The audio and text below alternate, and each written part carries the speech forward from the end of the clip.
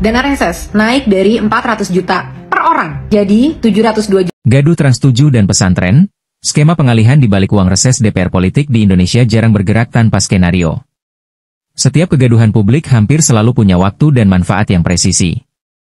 Ketika Trans 7 diserbu kecaman karena tayangan expose Uncen Soret yang menyinggung pesantren Lirboyo, ada gerakan diam yang jauh lebih mahal nilainya.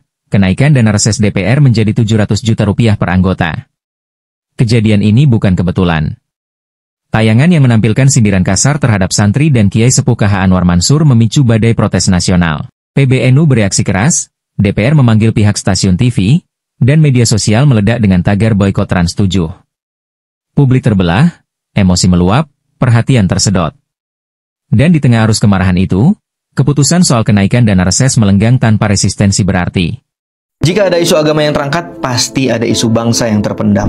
Bulan lalu gue pernah menjelaskan tentang political deflection, yaitu sebuah pembelokan atau pengalihan. Dalam konteks politik, maka pengalihan isu atau pengalihan berita. Nampaknya beberapa hari ini kita disibukkan dengan perdebatan soal tayangan yang ada di Trans 7. Ada yang pro, ada yang kontra. Gue yakin kalian juga punya argumen masing-masing soal itu. Tapi di video ini, gue yakin kita punya keresahan yang sama soal beberapa berita atau kasus yang mungkin hilang dari beranda kita. Yang pertama ada kasus korupsi kuota haji yang diduga menyeret nama mantan Menteri Agama dengan total kerugian mencapai 1,3 triliun. Ini pelaku utamanya belum ketangkap ya. Yang kedua ada kenaikan dana reses anggota DPR yang awalnya 400 juta menjadi 700 juta per orang. Jadi mereka itu mendapatkan dana reses 2,5 M per tahun. Gila, pantas aja mereka pada ngebet pengen jadi anggota dewan ya. Yang ketiga, undang-undang perampasan aset yang kembali menguap, hilang. Gua nggak tahu, mungkin nanti disahkan kalau Indonesia ini udah bubar. Yang keempat ada kasus kereta cepat Push yang diduga akan mengalami gagal bayar dan bakal merugikan negara hingga triliunan rupiah. Yang punya idenya mah ya santuy-santuy aja. Yang nanggung beban utang dan kerugiannya ya rakyat Indonesia semuanya. Kira-kira kasus apa lagi yang teralihkan? Tulis di komen. Guys, please stop boykot Trans 7, please stop nyalain pondok pesantren karena sekarang sebenarnya kita sedang kena pengalihan isu.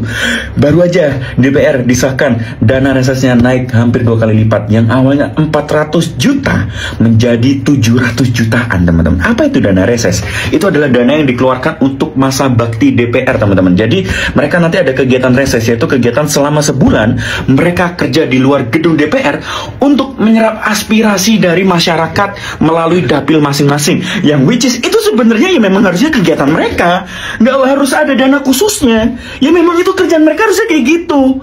Dan duit 700 juta sebulan lu keluar dari gedung DPR lu, itu mau habis kayak gimana?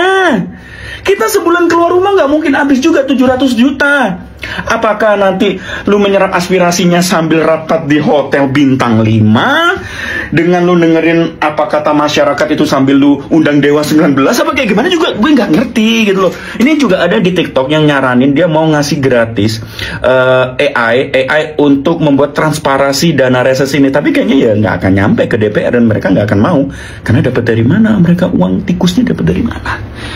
Jadi tolong guys, kalian taruh fokus kalian ke dana reses ini. Kok bisa-bisanya kegiatan selama sebulan ini menghabiskan uang sampai 700 jutaan? For what? Untuk apa?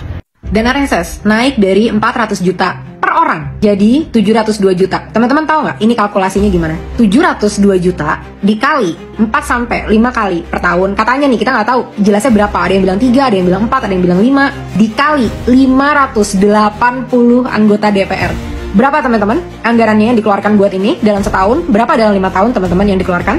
Tujuannya adanya dana reses ini adalah untuk menyerap aspirasi dari masyarakat. Pertanyaannya, emangnya anggota DPR ini kekurangan aspirasi? Aspirasinya masyarakat kita tuh udah sangat aktif, dianterin sampai ke depan gerbang 17+8. Reformasi agraria, ya kan? Reformasi Polri itu udah jelas tuh, dianterin sampai ke depan gerbang. Lagian zaman juga udah maju kali. Menyerap aspirasi kayak yang udah aku lakukan, teman-teman lain lakukan. Tanya aja di komen, orang juga dengan suka hati akan membalas kok, ngasih tahu kok. Apalagi masyarakat Indonesia ditanya masalahnya apa, itu akan dengan senang hati menceritakan. Nggak ditanya pun mereka udah bercerita karena saking sulitnya hidup di Indonesia. Kenyataannya, kalian tutup komen. ya kan? Sosial media ditutup komennya, nggak mau mendengarkan. Terus ngapain harus dibayar 702 juta 4-5 kali dalam setahun? Buat apaan? Aspirasi apa yang mau didengarkan? Orang di mana-mana berbondong-bondong untuk berinovasi, biar bisa lebih maju, biar bisa lebih efektif, biar bisa lebih cepat dalam melakukan pekerjaannya, yang di zaman sekarang semua itu bisa dilakukan dengan online. Lah, ini kalian beban negara bukannya mempermudah kinerja dengan menggunakan internet dan lain sebagainya, malah mempersulit kinerja kalian. Sekarang ditanya deh, dana reses ini sebenarnya akan dibikin apa sih? Emang ada pengawasannya yang jelas? Emang ada jelas programnya itu harus apa? Karena kita udah banyak nih dapat nih bocoran, ada yang buat temu sama alumni sekolahnya lah, ada yang bahkan masyarakat dapilnya nggak pernah melihat lah, ada yang cuma buat ketemu sama tim sesnya lah. Yakin? Mau dicari lebih tahu efektivitas dari dana reses? Udahlah, batalin aja, karena ini udah nanti menyulut lagi kemarahan masyarakat Indonesia. Buka tuh komen, bikin live TikTok, bikin live Instagram, bikin program-program internet lah, biar orang juga bisa menyampaikan dengan gratis. Dengan gratis, kita aja nggak dibayar kok ngelakuin kayak gini. Ngapain kalian butuh 702 juta? Udah nggak masuk akal ini semua. Katanya titik-titiknya bertambah, titiknya yang bertambah, masalahnya tuh memang di penyerapan apa di implementasi. Masalahnya tuh sekarang memang diimplementasi, karena kalian lama dan lelet dalam merealisasikan apa-apa itu tuntutan dari masyarakat. Aduh, Pak Prabowo, tolongin kita lah Pak. Ini kalau misalkan ya, kita kemarin baru 2 bulan yang lalu Pak, kita protes karena ada kesenjangan yang begitu besar. Adil nggak ini Pak untuk masyarakat di saat kita masih susah, di saat kita masih defisit, di saat kita semua hidupnya masih sulit? Emang nggak ada cara lain, bisa cari cara dari internet dan lain sebagainya. Di mana-mana mah diefisiensikan Pak, bukannya malah ditambah bebannya bagi beban negara ini. Nanti kalau kita marah, dibilangnya kita provokator, dibilangnya kita mau makan, dibilangnya kita ditunggangi asing gitu. Karena sebenarnya akar masalahnya ya ini anak-anak buah bapak ini nih, karyawan-karyawan rakyat ini yang melakukan perampokan secara berjamaah terhadap uang dari rakyat. Tolong karyawan rakyat, tahu dirilah kalian. Masyarakat masih miskin, kalian ini beban. Jangan menambah beban. Kinerjanya aja belum dilaksanakan kok yang dimauin udah mau lagi nambah-nambah beban. Capek banget ngomongin DPR.